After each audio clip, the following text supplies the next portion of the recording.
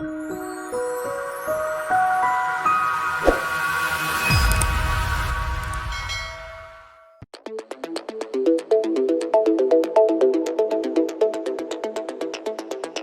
voice echoes in my mind.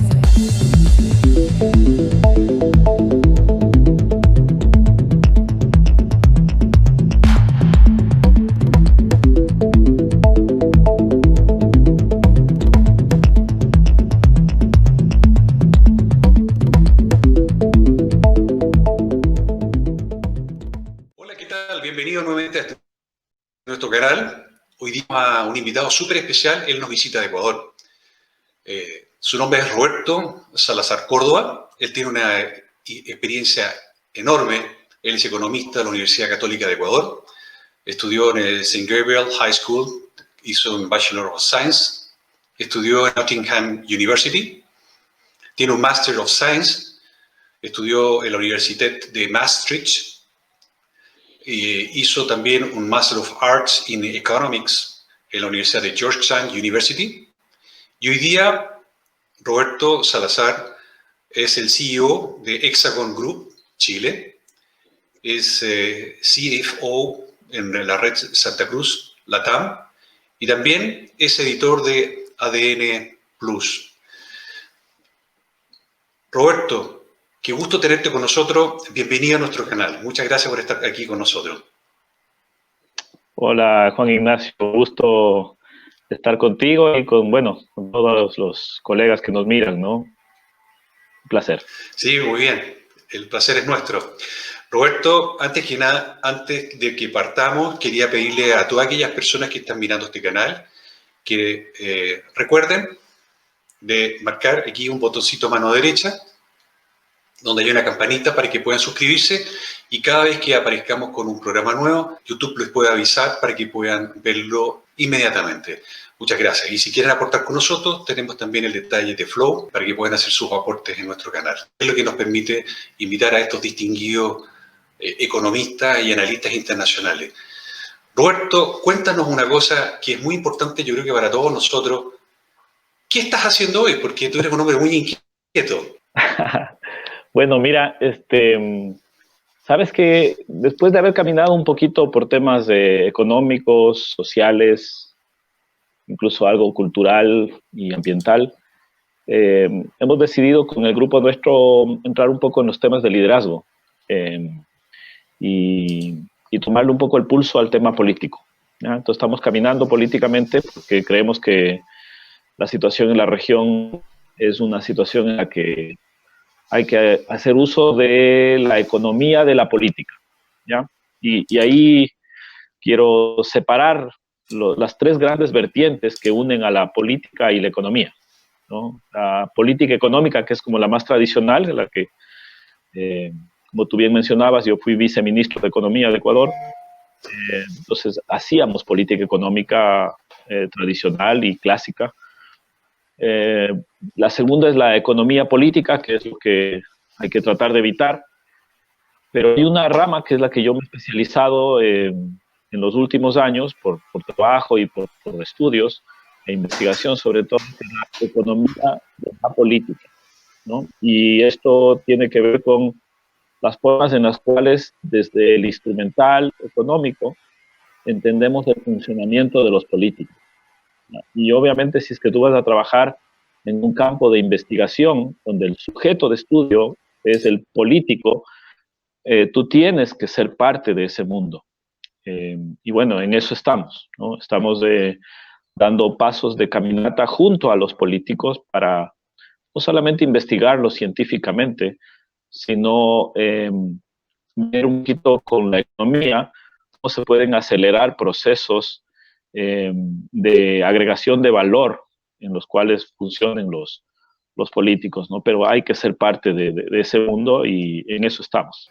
Desde tu ángulo, ¿cómo ves Ecuador en lo económico hoy día? Mira, a ver, si me preguntas sobre Ecuador, yo te puedo decir que es un país que tiene en este momento una transición pero muy interesante para toda la región. Creo que es un caso paradigmático de cómo haber ido incluso en el socialismo del siglo XXI y cómo salir del mismo, ¿no? Tú ves que Bolivia, por ejemplo, está tratando de salir, Perú está tratando de no entrar, Chile está también debatiendo lo mismo, Colombia está bajo presión en la misma temática, Argentina sin duda cayó y recayó.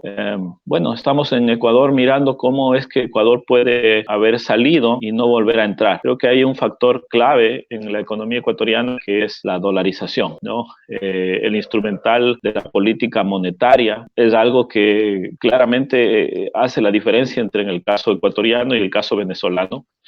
Creo sinceramente y con total, digamos, conocimiento de causa, que si es que Ecuador no hubiera tenido la dolarización, posiblemente no habría salido del socialismo del siglo XXI, posiblemente no habría tenido una vía de escape y con más bien lo positivo que es un modelo productivista, competitivo, que te obliga a tener equilibrio forzoso en lo cambiario, que te obliga a tener inflación internacional o morir y que, bueno, como tú no puedes emitir, lo consigues y cualquier problema que tú tengas luego en la economía se pasa rápidamente al sector real, por lo cual te obliga a tener equilibrio fiscal.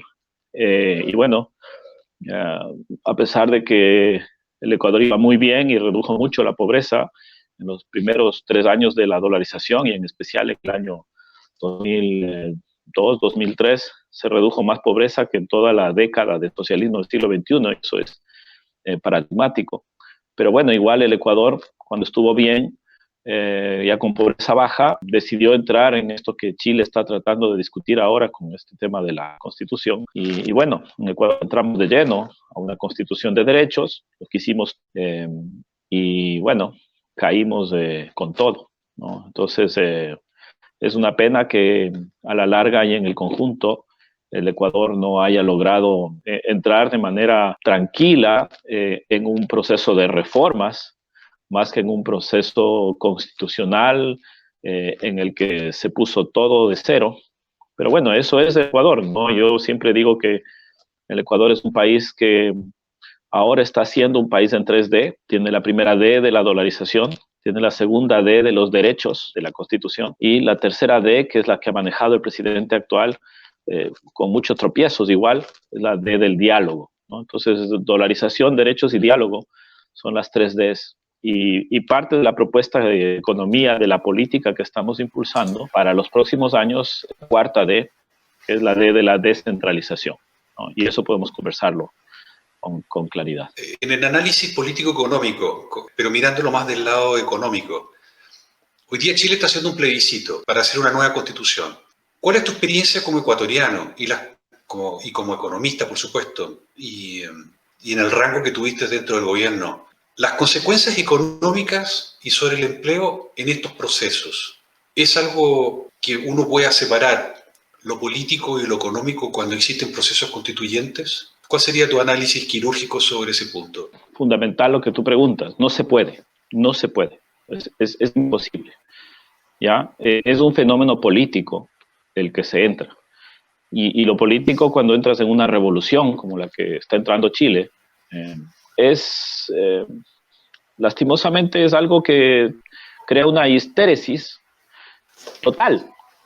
Y el país entra de lleno en un proceso en el que solamente se puede salir cuando ya no hay salidas, ¿ya? Y bueno, es triste decirlo, pero cuando tú optas por entrar, ya entraste, digamos, no hay forma de racionalizar un proceso, que es un proceso en el que no es la racionalidad económica ni la racionalidad en general lo que prima, es la voluntad, ¿ya? Y la voluntad es lo que se asocia al poder. Entonces, por eso es político. Y cuando tú le entregas a los políticos el poder con un plebiscito, entonces básicamente les das el poder constituyente, constitucional, y obviamente en el caso del Ecuador fue tremendo porque fue una constitución de plenos poderes, ¿ya? Yo no sé cómo vaya a ser acá en Chile, pero me temo que si es que estás entrando en una constitución que quiere escribir el tema con una hoja en blanco, digamos, porque ni siquiera se conoce la hoja, básicamente vas a tener un caso de plenos poderes. El otro día escuchaba a líderes de opinión, políticos, exministros, periodistas, incluso economistas, a hablar sobre el tema.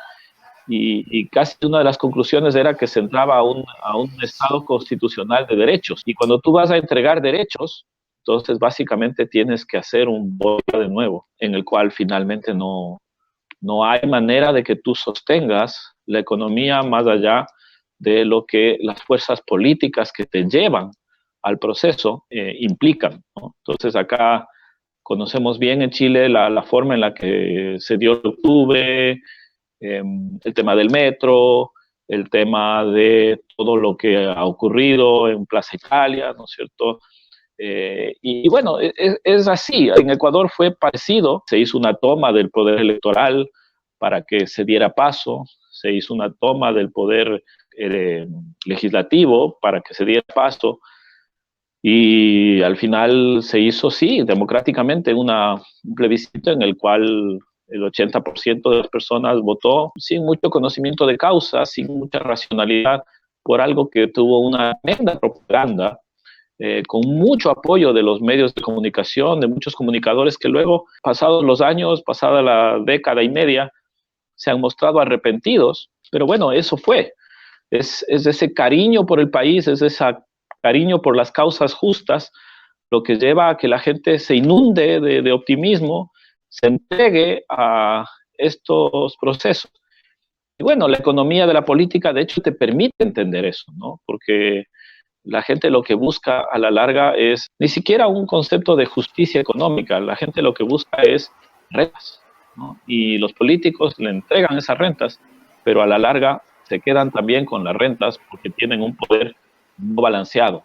Entonces no tienes un modelo de competencia electoral en el que puedas balancear las cosas y terminas con políticas económicas que, al menos en el caso del Ecuador, como quizás sepas y como quizás la audiencia sepa, hace una semana y algo, han terminado con el expresidente Correa, que gobernó por una década, sentenciado ya con casación, digamos que es un proceso específico en el cual ya está la sentencia en firme, y se le han dado 8 años de cárcel y está inhabilitado para participar en la vida política por vida, y tiene 25 años sin derechos de participación política, ¿no? Y en la literatura de economía hay un buen libro del MIT que menciona que a los políticos las únicas 2 cosas que les interesa son el poder y el dinero, y hay suficiente evidencia de eso. Entonces, el poder por el poder y el dinero con el poder. Y claro, lastimosamente, cuando haces economía de la política, terminas entendiendo eso. Y bueno, no hay forma en la cual tú puedas racionalizar el elemento, a no ser que mantengas pesos y contrapesos, que sin duda, tras haber leído la Constitución chilena, creo que están muy bien puestos, ¿no?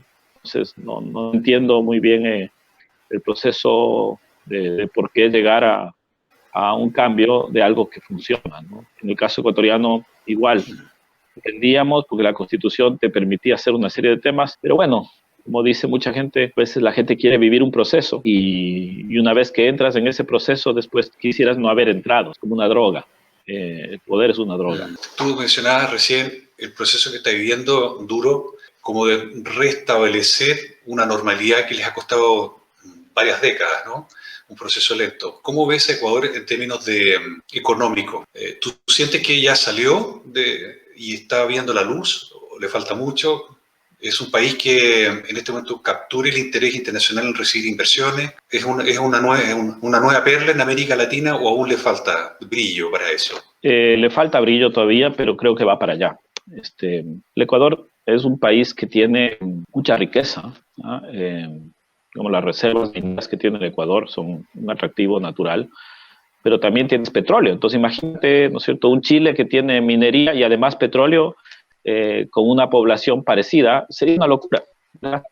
Además piensa que el Ecuador tiene el oro verde de la biodiversidad porque tiene Amazonía, ¿no? Entonces, cuando tú tienes esos componentes y tienes agua de sobra, pues tienes un capital natural que realmente está ahí, ¿no? Con la misma población es un país mucho, pero mucho más rico que Chile en términos de recursos de naturaleza. ¿ya? El ecuatoriano es un tipo bastante educado, se preocupó, digamos, del proceso de becar a ecuatorianos, sean quienes sean, ¿ya? Se becó a gente que tiene que volver al país a devengar sus becas, y es gente inteligente que ha podido hacer, digamos, buenas armas en las 100 universidades top del mundo, porque esa era la condición. Entonces, creo que en un proceso de dolarización como el del Ecuador, esto es adecuado, porque a la larga la productividad depende del capital, ¿no? Y en este caso del capital humano es algo renovable. Y digamos, el momento en el que el Ecuador tenga la posibilidad de explotar su minería y tenga el funcionamiento que debe tener sin corrupción, entonces obviamente el país se va a ir para adelante, ¿no? Creo que la independencia de la justicia que se ha visto en el último tiempo da buenas señales. El riesgo país está clarísimo que ha bajado, ¿ya? Y eso es porque el Ecuador ha logrado hacer renegociaciones de su deuda de manera adecuada, de una forma muy, muy inteligente. Y además ha pasado que el Ecuador ha empezado a dar señales de llevar adelante un programa bastante ordenado de la política fiscal, de manejo de la deuda, de todo lo, digamos, que tiene que ver con la política económica, además de que resistió bastante bien lo que Chile no resistió, que es compartimos, ¿no es cierto?, casi parecido el proceso de octubre, el 18 de octubre de acá de Chile. En Ecuador fue parecido a las mismas épocas. Y bueno, el gobierno hizo uso de la fuerza pública en toda la regla, y con eso pudo controlar, ¿no?, a grupos que estaban claramente liderados por grupos indígenas, movimientos sociales y otros grupos bastante bien organizados, que bueno, yo los conozco mucho por este trabajo que hago y tengo la mejor relación con ellos de diálogo y de investigación y de propuesta, pero son grupos muy fuertes, son grupos que han tumbado, como decimos en Ecuador, a varios presidentes, y tienen capacidad no solamente de movilización, sino también de constitución, ¿no? Entonces, bueno, tener grupos como esos que pueden bajarte un gobierno, efectivamente, y sostenerte como gobierno, creo que es un mérito a todas luces, ¿no? Y eso le ha dado mucha confianza al presidente Moreno, que finalmente va a terminar su gobierno con esos dos golpes enormes, el de lo de octubre y el del COVID, y además sin recursos, ¿no? Porque tú puedes aludir de que acá en Chile se ha mantenido, sí, pero este veranito de San Juan tenemos en Chile porque se ha puesto los recursos, ha sacado casi el 10% de los fondos de las AFPs, ha sacado a circulación todos estos paquetes de casi como de 15,000 millones de dólares, ¿no es cierto? Bueno, el Ecuador no tenía esos recursos. Y así todo parecería que el país va navegando sobre esas aguas, y creería yo que eso hace que a la larga y en el conjunto tú tengas que el gobierno futuro parece que va a ser un gobierno de derechas, ¿no? Se han unido las dos fuerzas de derecha más fuertes con Guillermo Lasso y Jaime Nebot, que estaban peleados anteriormente, y el gobierno previo, el de Correa, está con muchos problemas para poder inscribir su candidatura. De hecho, no tiene mucha fuerza. Todo el mundo habla de que ellos tienen un voto duro del 20%, pero en las encuestas y en los sondeos reales que se hacen, llega como máximo a un 15%, lo cual no le permite disputar el 40% que tiene la derecha. Y bueno, ahí los indígenas han crecido bastante después de lo de octubre. Entonces, parecería, ¿no es cierto?, que las cosas podrían ser o un gobierno de derecha o un gobierno de los indígenas. Y muy probablemente habrá una segunda vuelta, y de ahí no podemos saber qué mismo va a pasar, pero vas a tener una asamblea con una buena distribución en cualquiera de los eventos. Y desde un punto de vista económico, ¿cualquiera son antagónicos esas dos posiciones? ¿Un gobierno de derecha o un gobierno indígena? Parte de lo que estamos trabajando nosotros desde Hexagon, desde ADN, es juntarnos desde el ADN positivo, ¿no? Porque los indígenas tienen reivindicaciones que son justas y que tienen además el poder para movilizar o para bloquear. Y ellos lo que están buscando finalmente es tener participación en las rentas que antes no estuvieron. O sea, cuando se dio todo el boom petrolero, los indígenas no recibieron, digamos, una participación en ese pastel, ¿no? O sea, de nuevo, te repito, o sea, desde la economía de la política, los actores políticos buscan dinero y poder, ¿no? Entonces, si es que no consiguen el dinero, ejercen el poder de manera violenta, y si no consiguen el poder, ¿no es cierto?, los políticos que tienen el dinero ejercen con el dinero otras formas, ¿no? Entonces, esto está documentado y hay muchos modelos bastante complejos matemáticamente, pero que, bueno, son lo que son y la data así le ratifica, ¿no? Entonces, en este caso, en el Ecuador es el país perfecto para evidenciar aquello. Y los grupos indígenas son grupos que movilizan mucho poder, pero que no tienen dinero, ¿ya? Y, claro, la derecha tiene en este momento poder y tiene dinero, y por eso es que tiene posibilidades de afincarse y de garantizar un proceso abierto a la inversión, porque la regla que une a todos es la dolarización. Entonces, cuando tú tienes dolarización, no tienes otra salida que acudir a la inversión, y en particular a la inversión extranjera directa, porque necesitas dólares. Ya no puedes producir pesos o sucres o ninguna moneda nacional. Tú tienes que producir dólares y los dólares circulan. Tú tienes que manejarte bajo un enfoque monetario de balanza de pagos, ¿ya? Entonces, no hay otra salida que ser competitivo, ¿cierto?, que mantener una inflación baja para mantener una nula depreciación y tener exportaciones netas, ¿no es cierto?, más bien que se van dando por ganancia de competitividad en la moneda porque tienes menos inflación que la internacional, que eso es lo que ha pasado en el Ecuador, incluso deflación. Y además tienes la posibilidad de ir equilibrando el presupuesto del Estado, porque eso te lleva a la economía hacia adelante cuando logras juntar la inversión extranjera con la inversión pública y con la inversión de las comunidades. Entonces, la propuesta que estamos armando nosotros es una propuesta en la cual las comunidades entran a ser parte de las alianzas público-privadas, y llamamos a esto las alianzas público-privadas comunitarias, ¿ya? Entonces, ese pacto, esa convergencia, que es lo que estamos trabajando desde ADN, tú habrás visto, he estado yo escribiendo bastante sobre aquello en el espacio este, hemos estado investigando mucho y hemos estado consultando, pero obviamente aquí viene un punto que es clave, o sea, los políticos no se abren a contarte la situación real, a no ser que tú trabajes con ellos políticamente, ¿ya? Es decir, tú les planteas un proyecto político en el cual ellos, como derecha, como aliados, en función de proyectos de inversión de escala, ¿no?, como el tema minero, etcétera, ¿no? Entonces, ahí hay una serie de proyectos que están sobre el tapete, que equivalen a un valor como de 10.000 millones de dólares, que es como el 10% del PIB, y ese es el proyecto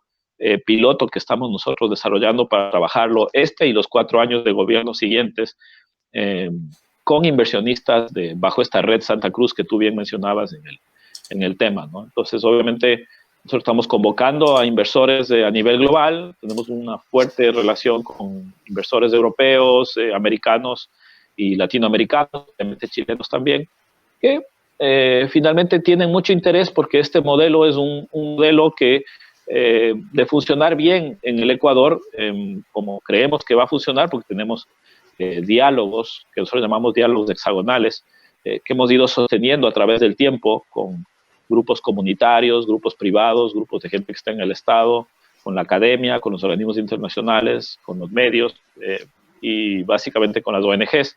Esta riqueza del diálogo hexagonal, como nosotros le llamamos, permite tener acuerdos. Y bueno, parte del asunto es que nosotros durante más de 10 años desarrollamos tecnología con inteligencia artificial que nos permitía sentar a todas estas partes en la mesa y jugar juegos, ¿no?, con teoría de juegos, y hacer elecciones sociales, racionales y públicas de equilibrio. Parte de eso es el gobierno actual, que tiene un pacto en el cual se hizo ya esta especie como de transición política, y lo siguiente es la transición económica que se tiene que dar. Entonces, yo le miro como un futuro interesante que puede ser replicado después en países como Chile, sobre todo si es que Chile, ya sea que opte por el apruebo o por el rechazo, va a necesitar este tipo de diálogos porque vas a tener conflicto y digamos, una constitución no te va a resolver el conflicto. Lo que tienes que hacer es tener los proyectos en los cuales no tanto los derechos, sino la participación, las acciones, mejor dicho, son las que juegan a la hora de sentirse propietarios y empoderados los actores políticos sobre una realidad económica que solamente entonces empieza a ocurrir. En una palabra, con respecto a Ecuador, ¿optimista, pesimista? Totalmente optimista. O sea, yo creo que a la larga este país en 3D que va hacia estas 4D de trabajar con las comunidades de una forma descentralizada, yo creo que es un camino. Mientras el Ecuador tenga su dolarización, ¿ya? Porque siempre vas a tener unas reglas que son como neoclásicas. Yo creo que el Ecuador a la larga es un país que va a pasar por esto. Y te voy a decir algo, cuando estábamos en el Viceministerio de Economía, o yo fui también asesor del presidente Maguad cuando hicimos la dolarización, hubo un momento en el que ya no había manera de dialogar con la izquierda. Yo lo que les decía a las autoridades del gobierno, del Palacio Carondelet, les decía, mira, creo que hay que dejar que gobierne la izquierda. Y bueno, ya vendrán las cosas. Mientras se mantenga la dolarización, este país va a tener línea de flotación. Y así ha sido. El mayor consenso que tiene el Ecuador es que 95% de las personas dicen que hay que mantener la dolarización. Bueno, mientras haya dolarización, siempre va a ser positivo el tema, porque la lógica y la estrategia económica va a ser una estrategia de productividad, de competitividad. Fíjate que ahora, después de lo del COVID, el boom que has tenido de las exportaciones no petroleras ha sido tremendo. Es un país muy rico en la parte agrícola, hay mucha gente que está invirtiendo en arándanos y una serie de temas. El Ecuador, básicamente, después de haber pasado por su revolución y tener su constitución de derechos, sin duda que ahora va para arriba, ¿no? Eso no quiere decir que sea la receta para Chile, porque a diferencia de Chile, el Ecuador tiene dolarización. La psicología tiene mucho que ver en esto, y más aún cuando tienes psicología de masas, cuando tienes tecnología, cuando tienes todos estos fenómenos que funcionan en redes con fake news y con una serie de elementos que te condicionan efectivamente cómo está operando no solamente la economía, sino la política y cómo a partir de esas relaciones, como lo que pasó con Cambridge Analytica y otros, se generan, ¿no es cierto?, tomas de poder para poder controlar mercados que están en el marco de una cuarta revolución industrial. Entonces, si uno no está muy atento a esas discusiones, posiblemente te vas a perder en el camino y vas a entrar, digamos, en una discusión que no corresponde al país. Mi conclusión en general para Chile, y mira que yo voto en Chile porque yo estudié acá un posgrado y vine acá en el año 2004 y pues yo puedo votar acá en Chile, ¿te fijas? Y yo voy a votar con total conciencia, racionalidad, leyendo la Constitución y sabiendo lo que pasó en Ecuador, yo voy a votar por el rechazo, ¿no? Y esa es mi convicción. Y eso no me hace menos solidario, no me hace una persona que sea menos justa. Yo tengo relaciones de hermandad con comunidades indígenas por mi trabajo y busco la convergencia de los indígenas con la derecha. Es parte del trabajo de diálogo. Yo creo que finalmente Chile debería optar, ojalá, por una opción de rechazo con reforma, más que por una opción de constitución de derechos, porque es una línea que no está apegada al modelo chileno. ¿Te fijas? Es como lo que yo decía en Ecuador. Los derechos que se iban a buscar no estaban apegados al modelo de dolarización. Y de hecho, el presidente Correa lo único que quería hacer era bajarse la dolarización, pero la dolarización fue más fuerte que él, ¿ya? Porque el dinero estaba distribuido en los bolsillos de la gente y tenías que quitárselo. Y cuando el dinero está circulando, es muy difícil quitárselo. en el Ecuador sí es moneda de curso legal el dólar y tiene poder liberatorio. Entonces, la gente usa el dólar como su circulante y además sabe que tiene reserva de valor. Entonces, el dinero cumple una función, ¿sí? Y el dólar cumple esa función del dinero. Acá en Chile, si tú tienes pesos o los tenías en noviembre, a ver si te daba alguna reserva de valor. No te daba reserva de valor. O sea, pasaste de un peso de 600, 700 a un peso de casi 900. En el Ecuador no. A pesar de todos estos vaivenes, el dólar siempre ha sido un dólar desde el año 2000. O sea, llevamos 2 décadas de tener esa estabilidad monetaria que es a prueba de fuego y a prueba de políticos. En el Ecuador, tú puedes producir paltas 3 veces al año. En Chile, 1 o 2, mucho, ¿te fijas? Y todo depende del agua. Pero en el Ecuador tienes mucha agua, tienes mucho sol. Entonces, Chile tiene que estar consciente de sus limitaciones y tiene que saber que lo que le funciona es el rigor, ¿ya? Y lo que le ha funcionado y le ha llevado adelante ha sido un modelo de disciplina, ¿cierto? Donde no hay cómo relajarse, ¿ya? Entonces, el país al que yo vine 4 años después de que se entregó el poder y era otro Chile. Era un Chile que funcionaba de manera muy ordenadita y que luego eso poco a poco se ha ido perdiendo, ¿ya? Pero bueno, a la larga, cuando tú revisas las condiciones del país, tienes muchas opciones, ahorros y elementos que no se pueden perder. En el Ecuador, cuando estuvimos nosotros en el poder y manejábamos de la política económica, junto con crecer casi al 8%, y reducir la pobreza en 20, 25 puntos, nosotros también generamos ahorros fiscales importantes, que luego, cuando entró el gobierno de Rafael Correa, fueron dilapidados los ahorros, como él decía, los ahorritos, ¿sí? Él decía que ni el riesgo país ni los ahorros servían para nada, y mira que, claro, eso fue un discurso muy populista, que a la larga llevó al país a una situación muy triste, como la del COVID, ahora que no hubo los ahorritos para poder cubrir a la gente, para que no se muera, ¿ya? Y eso es casi un crimen de lesa humanidad cumplido, digamos, por los políticos, ¿no es cierto? Y su interés por el poder y por el dinero.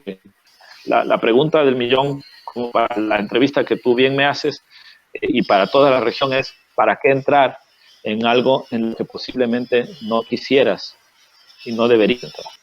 Disculpa que yo sea tan directo en las cosas, pero creo que la economía tiene que, en su punto, ser muy clara de las circunstancias, ¿no? Y te dejo con unas 2 ideas, si me permites, quisiera compartirlas. Adelante. Mira, la primera es que yo creo que la economía en los tiempos del COVID no necesita que la salven, ¿no? Necesita que la liberen. Y yo creo que efectivamente la mejor protección social, y créeme que yo he hecho 2 posgrados sobre temas de economía social y financiamiento de la protección social. La mejor protección social es aquella que tú puedes lograr cuando la gente puede trabajar y cuando la gente, más que depender del Estado, puede depender de los negocios, ¿no? Entonces, cuando tú le pones impuestos, como está pasando en algunos países, mata actividad. Y cuando tú le pones subsidios, a la larga también matas la actividad. Pero tratar de más bien entrar en una lógica en la cual recuperes la libertad de la gente, y eso en muchos casos es una idea de desregular, ¿no? Entonces, no jugar a regular, sino jugar a desregular. Esa es la primera idea.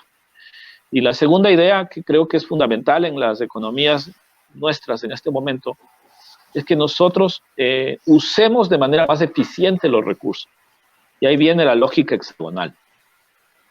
Es decir, las alianzas público-privadas comunitarias con 3 mediadores a su alrededor, que son la academia, la sociedad civil y los organismos internacionales, como espacios de soporte, ¿no? Para que nosotros no tengamos que mirar solamente a una línea, como llaman los holandeses el simplistic diet, que es de lo público y lo privado.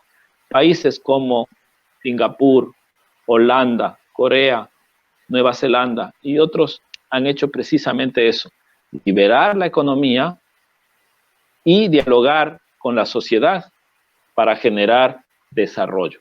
Y creo que hacia allá es hacia donde habría que apuntar, por tanto, hacia las constituciones. Muy buen punto. Da para analizarlo en otro programa con más tiempo, con más calma y analizar con más casos concretos de cómo han funcionado. Mucha gente habla de la economía de Singapur o de la economía de Nueva Zelanda como la que se quiere copiar. Muchas gracias, Roberto. Que tengas un excelente día. El gusto es nuestro, así que será hasta la próxima. Gracias. Chao, que estén muy bien. Bendiciones. Chao,